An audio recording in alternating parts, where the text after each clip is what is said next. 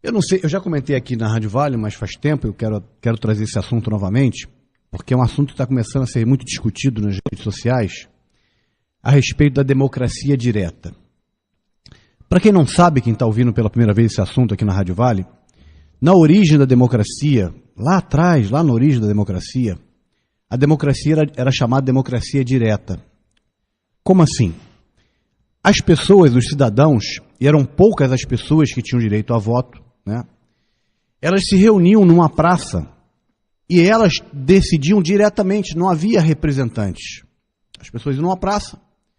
Então, por exemplo, se tivesse que construir um prédio novo, por exemplo, um prédio público novo, e as pessoas votavam a favor ou contra, elas mesmas decidiam. Existia uma figura dos demagogos, que hoje é uma palavra que foi deturpada, mas o demagogo era a pessoa que falava por uma ou por outra corrente, em nome delas, para encaminhar a votação. Ele não era um representante, ele apenas explicava para as pessoas o que estava sendo votado naquele momento. Então isso era democracia direta, ou seja, as próprias pessoas decidiam em praça todas as coisas que tinham ser decididas na cidade.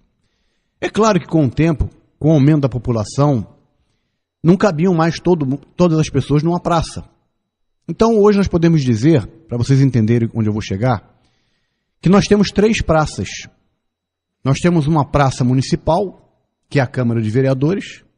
Como não cabem todos lá, então a gente escolhe pessoas que vão nessa praça nos representar e decidir por nós, votando a favor ou contra determinados projetos. Temos uma praça estadual, que é a Assembleia Legislativa, que nós escolhemos pessoas para que lá naquela praça se decidam assuntos relativos ao Estado. E temos uma praça federal, que nós escolhemos pessoas que vão nos representar lá no Congresso, né, para decidir questões que envolvem o governo federal. Então, em resumo, a democracia caminhou da democracia direta para a democracia representativa, que a gente escolhe pessoas que nos representam para decidir as coisas por nós.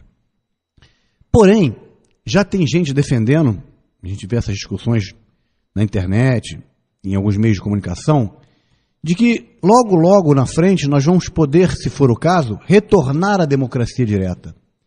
Em função de quê? Da internet. Não vai demorar muito, se houvesse o desejo da população, nós poderíamos votar os projetos de lei nos 3 níveis. Bastava acessar uma página e você votar a favor ou contra determinados projetos. Então, eu estou dizendo isso porque a internet, né, o computador, ele está cada vez mais sendo um instrumento a favor da população para acompanhar a política. E vou dar um exemplo concreto, Sidney. A Câmara dos Deputados decidiu estender um benefício para as mulheres e para as namoradas dos parlamentares, que elas passariam a ter direito a ter passagens aéreas pagas pela Câmara dos Deputados. Houve uma reação tão grande, mas tão grande, nas redes sociais, mas muita reação, que a Câmara ficou com medo dessa reação e voltou atrás. Então vejam bem, pessoal, nós estamos caminhando para um novo momento em que nós, cidadãos, temos instrumentos para manifestar a nossa rejeição contra determinados atos, nossa rejeição contra determinadas atitudes que estão sendo votadas em nosso nome.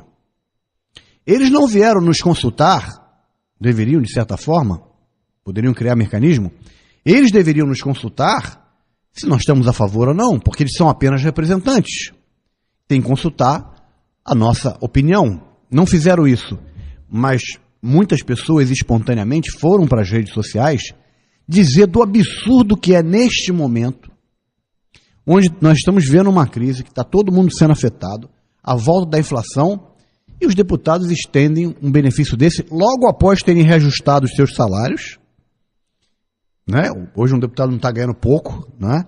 Reajustaram os salários e em seguida criam um benefício desses. E a sociedade, de um modo geral, foi para as redes sociais e disse do absurdo, e foi tão forte isso que eles voltaram atrás.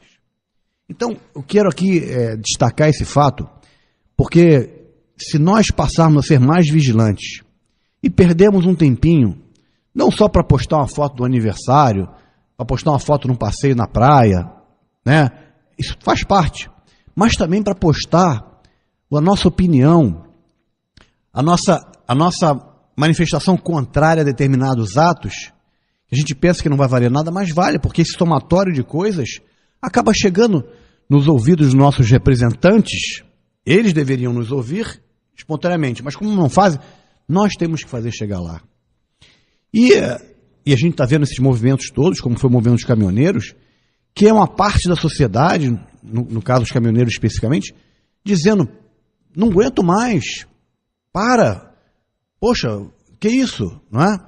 Então eu acho, Sidney, Luciano e ouvintes da Rádio Vale, que nós estamos caminhando, mesmo que lentamente, para patamares melhores, em termos de nós expressarmos aquilo que a gente pensa. Como eu já falei aqui várias vezes, infelizmente alguns políticos, ou a maioria deles, sei lá, quando chegam no poder, parece que eles perdem a sensibilidade. Então, já que eles perdem a sensibilidade, nós temos que provocar a sensibilidade deles. E a provocação é se manifestando. A provocação é não sendo tão tolerante com as coisas erradas. Não sei o que vai acontecer nesse dia 15 de março, que está programado aí, está sendo divulgado isso nas redes sociais, de que vai haver uma manifestação de repúdio a determinadas coisas. Eu quero deixar aqui bem claro a minha opinião, não vou fugir dela. Eu não sou a favor do impeachment. Houve uma eleição. Queremos ou não, tem uma presidente que foi eleita.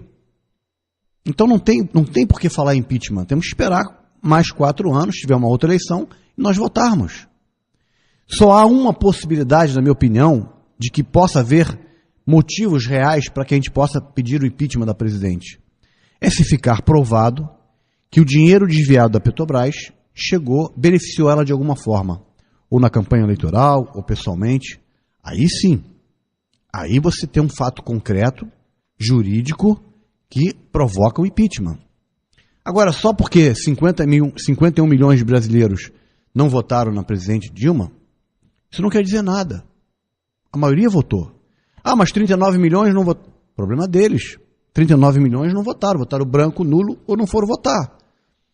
Mas esses tiveram oportunidade. Não quiseram. Então ela está legitimamente no cargo. Se a gente gosta ou se não gosta, é outra questão. Então eu particularmente não vejo motivos, repito, a não ser que venha a ser provado, através dessa Operação Lava Jato, de que houve um benefício direto para ela, ou de campanha ou pessoal. Então, pessoal, eu acho que o que nós temos que fazer é continuar usando os meios que nós temos e expressando a nossa opinião. Expressando a nossa opinião. Vou repetir.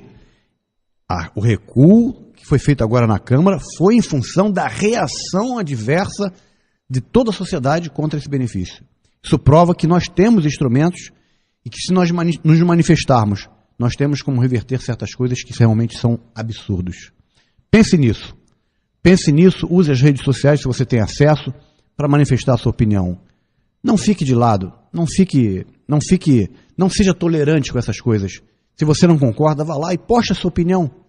É o somatório dessas opiniões que chegam nos ouvidos daqueles que nos representam e eles acabam então sendo acordados em sua sensibilidade e possam agir de acordo com aquilo que nós queremos, não aquilo que os interesses deles norteiam.